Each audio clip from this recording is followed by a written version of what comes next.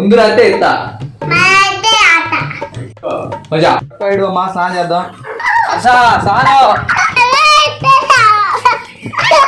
ఇక మజా సగడు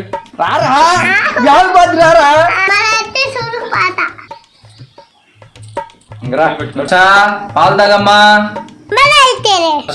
స్నాక్స్ తినమ్మా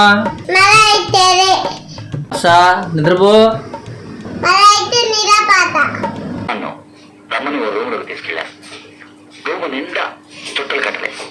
పిల్లలు తలుపు తెరిచి బయటకు వచ్చేటప్పటికి ఆ చుట్టల వాసనకి నాకు అసహ్యమేసింది. అప్పుడు వదిలేసిన చుట్ట ఇంతవరకు నేను ముట్టుకోలేదు. హలో నాకు 10 కేజీలు మజా పంపి.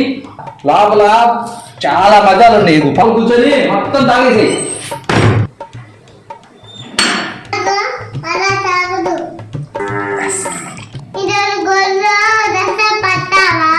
మాటతో లేచి 2 జేబుల్లో చేతులు పెట్టుకుని నడుచుకుంటే